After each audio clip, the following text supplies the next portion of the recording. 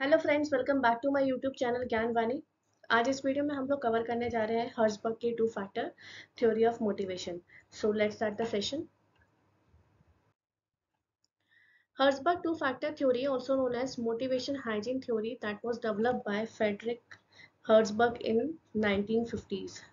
Herzberg to factor theory क्या बोलती है? मोटिवेशन और हाइजीन, इसको क्या बोलते हैं हम? मोटिवेशन और हाइजीन थ्योरी, जो कि डेवलप की गई थी फ्रेडरिक हर्सबर्ग के द्वारा 1950s में। ठीक है। So Frederick Herzberg as an American psychologist mostly known for introducing the two factor theory or Herzberg motivation hygiene theory. देखो, टू फैक्टर थ्योरी क्यों बोला गया है इसको? क्योंकि इसमें दो फैक्टर थ्योरी की बात की गई है। फर्स्ट है मोटिवेशन, सेकंड है हाइजीन फैक्टर्स। ठीक है। तो जो फ्रेडरिक हर्सबर्ग थे, अमेरिकन साइकोलॉजिस्ट थे, मोस्टली जाने जाते थे इस थ्योरी के द्वारा है, इस थ्योरी के नाम से, जिसका नाम है Herzberg motivation hygiene theory. So according to Herzberg model theory, there are some job factors in the workplace that result in satisfaction, while there are some other job factors that causes dissatisfaction. Herzberg का ये कहना था कि organisation में, work place में दो factors होते हैं, या तो वो सेटिस्फैक्शन प्रोवाइड करेंगे या डिससेटिस्फैक्शन प्रोवाइड करेंगे। ठीक है। So this theory is famously known as a motivation hygiene theory और टू फैक्टर थ्योरी। इसलिए इस थ्योरी को हम लोग क्या बोलते हैं? मोटिवेशन और hygiene factor theory. And the motivational factor relates to the factor of growth and the hygiene factors relate to the factors of survival or maintenance. ठीक है। तो मोटिवेशन किससे रिलेट करता है? Factors of growth. And hygiene factors किससे relate करता है? Survival और मेंटेनेंस. तो बेसिकली इसको हम मोटिवेशन हाइजीन थ्योरी भी बोल सकते हैं, Herzberg Frederick two factor theory भी बोल सकते हैं। तो इसमें उन्होंने दो फैक्टर्स की बात की है, दैट इज मोटिवेशन, जो कि डिनोट करता है किसी ग्रोथ, रिकॉग्निशन, अचीवमेंट्स है, एंड हाइजीन फैक्टर्स, जो जिसे हम मेंटेनेंस भी कहते हैं या डिससेटिस्फायर भी कहते हैं, जो कि रिलेट करता है किससे? Salary, wage, working conditions and all. ठीक है। तो इसको हम डिटेल में पढ़ेंगे अभी। क्या क्या होते हैं motivational factors? So motivational factors की अगर हम बात करें, these are the factors, intrinsic factors that lead to job satisfaction and motivate employees to perform better. ठीक है। ये क्या करते हैं? मोटिवेशन इंसान को मिलता है, एम्प्लॉयज को अगर ऑर्गेनाइजेशन में मोटिवेशन मिलता है तो उससे क्या क्रिएट होता है? जॉब सेटिस्फैक्शन क्रिएट होता है, जिससे इंसान जो है अच्छा परफॉर्म करेगा ऑर्गेनाइजेशन के अंदर. ठीक है। So motivational factors can actually help to improve the quality of work. Motivational factors क्या करते हैं? क्वालिटी ऑफ वर्क को इम्प्रूव करते हैं. ठीक है। कोई भी एम्प्लॉयज हैं, अगर उनको मोटिवेशन दिया जा रहा है, ठीक है, तो उससे क्या क्रिएट होगा? जॉब सेटिस्फैक्शन क्रिएट होगा ऑर्गेनाइजेशन में. ठीक है। वो अच्छा काम करेंगे, क्वालिटी ऑफ वर्क इंक्रीज होगा. ठीक है। इसलिए इसको क्या बोलते हैं? सेटिस्फायर. क्योंकि कहीं ना कहीं ये ऐसे फैक्टर्स हैं जिससे सेटिस्फैक्शन क्रिएट होता है. ठीक है। सो कॉमन मोटिवेटर्स इंक्लूड क्या क्या है? अचीवमेंट. किसी भी एम्प्लॉयज को अगर अचीवमेंट मिलेगी, यानी कि opportunities to accomplish task and see results. ठीक है। रिकॉग्निशन मिलेगा, acknowledgement and appreciation of accomplishments. ठीक है। Now work itself, the nature of the job and the task involved which should be interesting and fulfilling. जो काम है इंसान का, ठीक है, जो उसको टास्क दिया जा रहा है, वो इंटरेस्टिंग होना चाहिए, फुलफिलिंग होना चाहिए. Responsibilities, the degree of control and autonomy employees have over their work. Proper responsibilities उसको मिल रही है काम संभालने के लिए. ठीक है। एंड एडवांसमेंट उसको मिल रहा है, opportunities for promotion and career development, and growth मिल रही है उसको, opportunities for personal and professional development. ठीक है।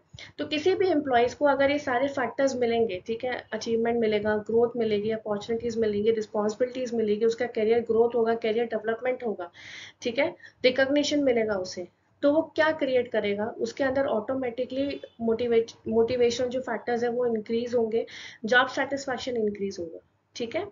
अगर ये नहीं होते हैं तो उनको क्या क्रिएट होता है?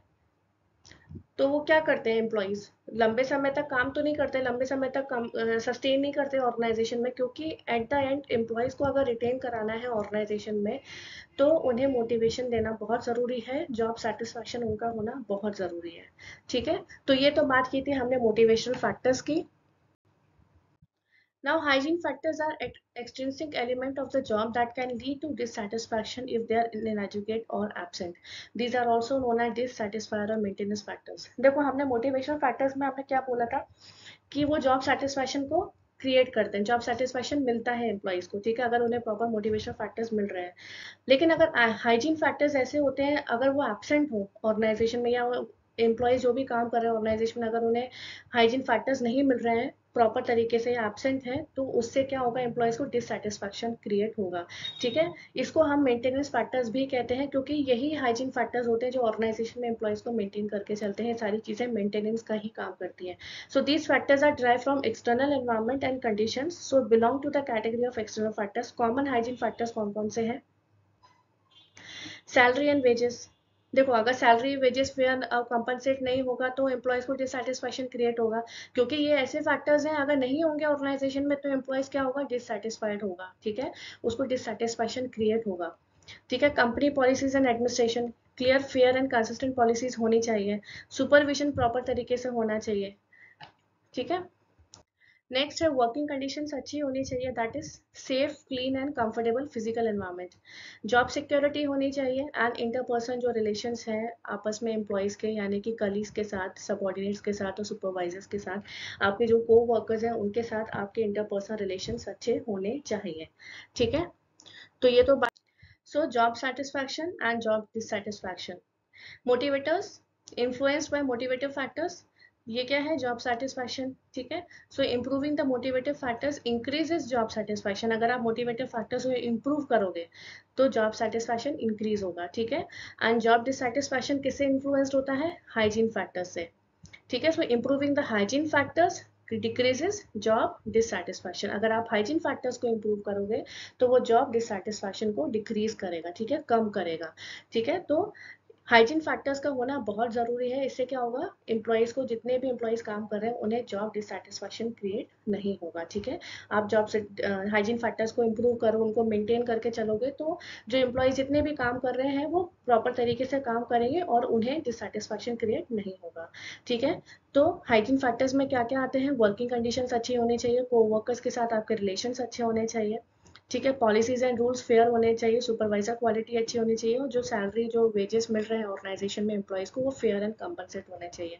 ठीक है, एंड मोटिवेटर्स फैक्टर्स में क्या क्या आते हैं, प्रॉपर अचीवमेंट होगा तो उन्हें सेटिस्फैक्शन होगा। ठीक है, रिकॉग्निशन मिलेगी, रिस्पॉन्सिबिलिटी क्रिएट होगी, वर्क इटसेल्फ अच्छा है, उनका एडवांसमेंट और पर्सनल ग्रोथ या अपॉर्चुनिटीज अगर एम्प्लॉयज को मिल रही हैं तो ये ऑटोमेटिकली ये चीज़ें ऐसी हैं जो एम्प्लॉयज को जॉब सेटिस्फैक्शन क्रिएट कर सकती है।